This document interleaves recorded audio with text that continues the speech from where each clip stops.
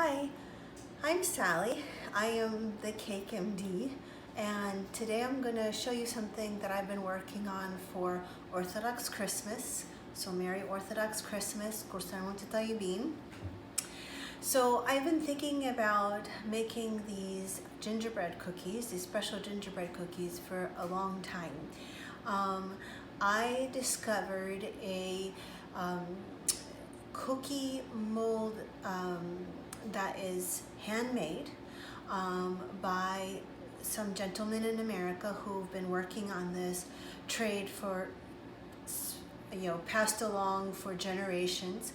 And they make these hand-carved wood cookie molds, and it's like this. And it's a tradition that started in Europe, specifically in Germany, making these hand-carved cookie molds that were not just for cookies, but were heirlooms, and they were passed on from generation to generation, from family to family. So I found these people who hand-carve these molds, and I got really excited because typically what they've made as far as Christmas season goes is St. Nicholas. I found some from the Holy Family, St. George, and I thought, gosh, that would be really cool to have one made for the saint who our church is named after, St. Athanasius. So I contacted these hand carvers and I asked them if they could make me a special mold with the figure of St. Athanasius on it. And they did. It was super exciting.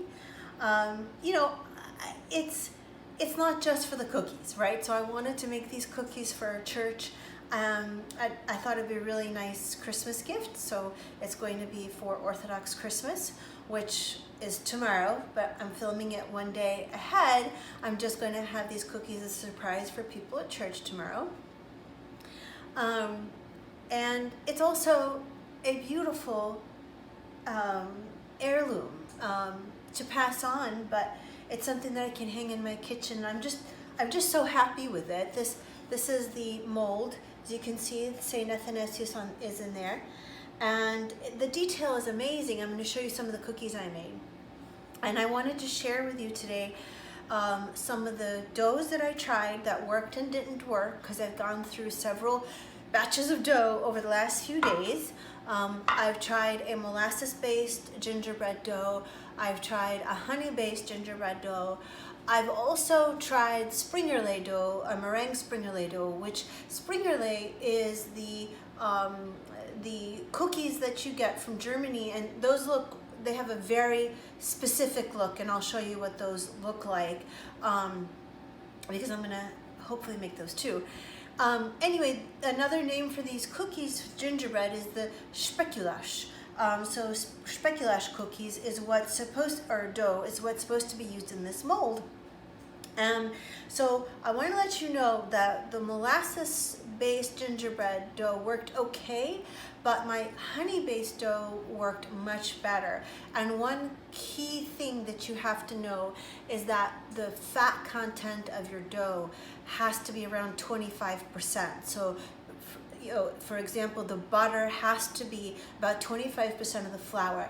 Some recipes I found where the butter or shortening is about 50% of the flour. It's not going to work. It's going to be a sticky mess, believe me. So I'm going to try to show you how to make these cookies, how to get them out of the mold. I'm also going to post some recipes and hopefully have them on my website too. So you should be able to find all of those in the next couple of days.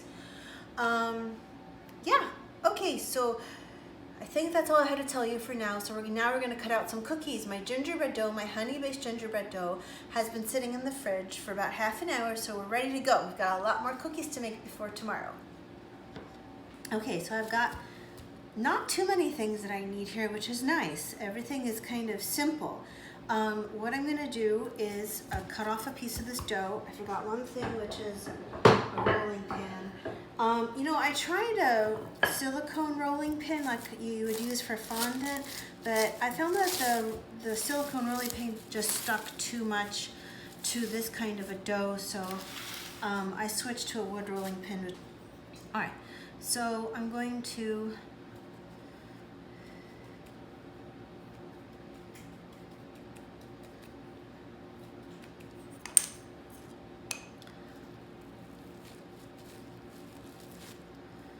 I'm going to press the dough in here, and I find that it was better when I used more dough than I needed to press into the mold. I would rather start with too much dough and cut off what I don't need. So I'm going to show you how we're going to do that in a second.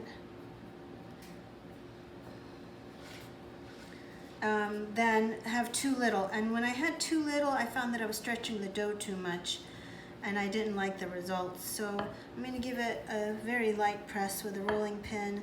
We don't need to be too firm with that. And then I'm going to take a sharp knife, and I experimented both with sharp fine blades and serrated blades. I think I like the results with the sharp knife better rather than the serrated knife. So there's my Athanasius, okay? I wonder if Saint Athanasius ever thought he was going to be immortalized in gingerbread cookie form. I'm thinking he probably couldn't have guessed that.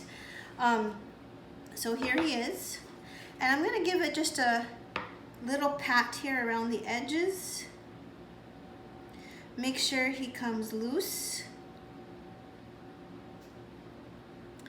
And then this is how we're going to get him out. So I've got my parchment paper lined sheets, and I'm just going to give him a little tap. And there he is. I mean, seriously, I've like tried so many times with so many doughs, and when this one finally worked, I was like, I'm gonna have a party. I was so excited. Look at how beautiful it came out. All right, so let's do another one. Okay, again, we are going to dust with rice flour. Sorry, you can't see. Let me dust him with rice flour.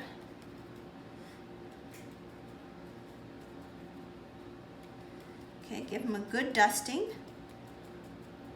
What I like about the rice flour too, it's not like you're adding more flour and thus potentially making the cookie a little tougher with, you know, a wheat flour. Okay, so here's my mold covered with rice flour. Okay, and we're going to again take another piece.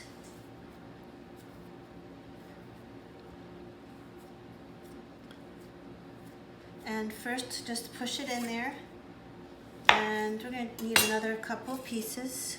I'm going to put another piece up here at his head, and just to make sure we have enough, put some at the feet and at the hand.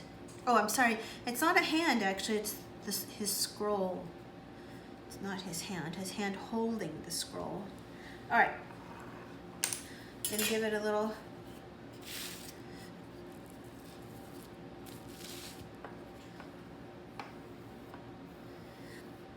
press with a rolling pin. Okay. All right, and what I love about the idea of these cookies is, yes, it can be eaten, but it can also just be saved.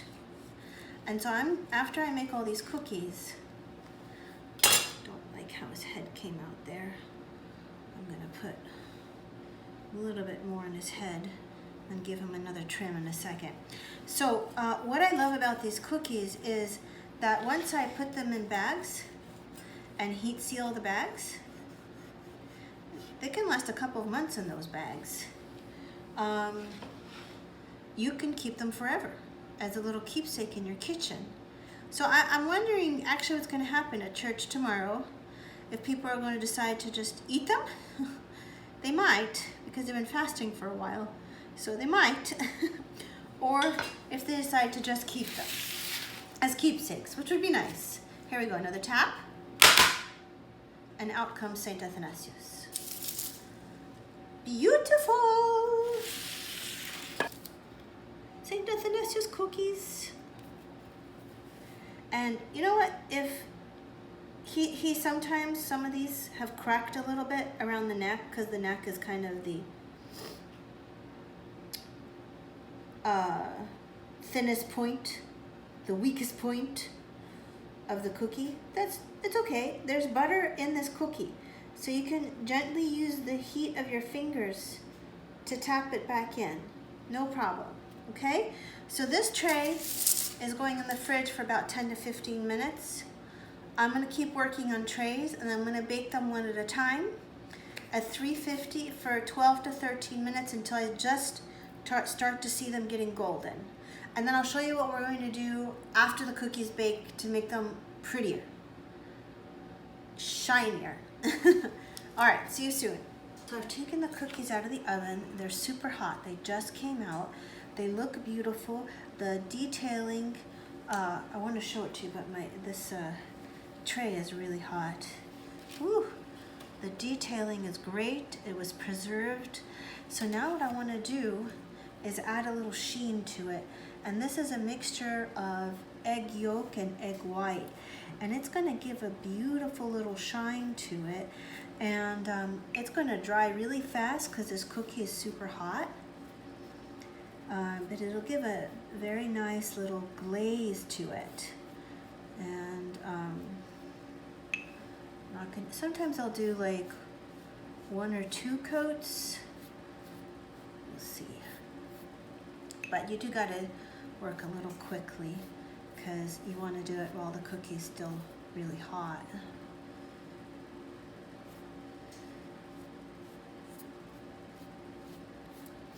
So actually this technique of putting the yolk or egg glaze on it is something I learned from doing Hungarian gingerbread cookies. I know I'm all over them, the European map with these cookies.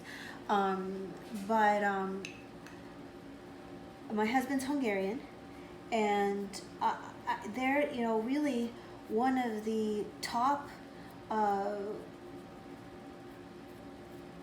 on one second, I can't do more than one thing at one time. I can't talk and glaze these cookies at the same time.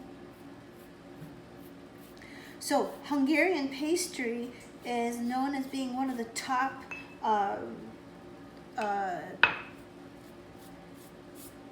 pastry cultures or patisserie cuisines or whatever you want to call it in Europe. I know that's probably surprising to you, but things like the Dobostort and Girbosalet and what else are they famous for? Rétes, which is a form of strudel.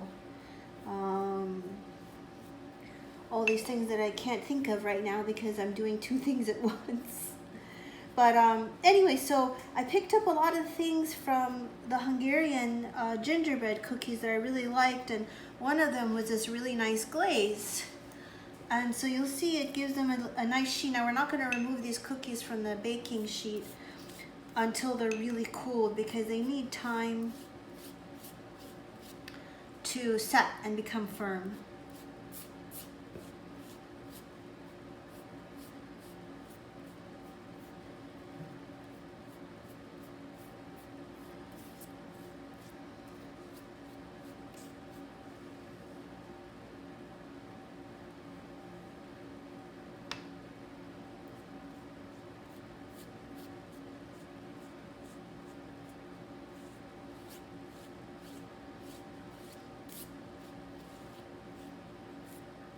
Okay, I think I'm just gonna go with 1 coat. I don't want to mask the details too much. So I'm gonna go with 1 coat and see what I think. I did another couple of batches of cookies without the coat, so we can compare them and see what we think. Maybe the detail will be standing out more with the coat of egg glaze, or maybe it'll be dulled. So we'll see. We'll compare them side by side. This is cool enough for me to touch now. So now we've got 3 shiny Saint Athanasiuses immortalized in cookie form.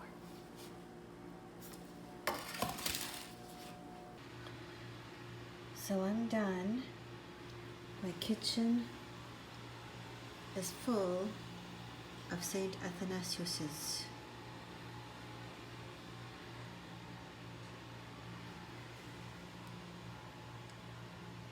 You know, I couldn't go to Mass tonight because I have young kids that wouldn't have done well going to Mass this late. But I did stream the Mass at home while I was making these cookies. And I finished just as the liturgy was finished. So it was really nice, actually. Made me feel like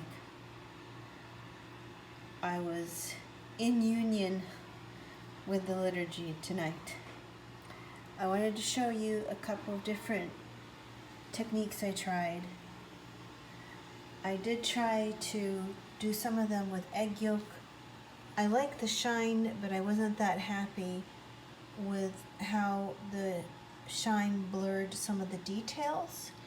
And instead, I experimented doing just the halo, which I thought turned out really nice, actually.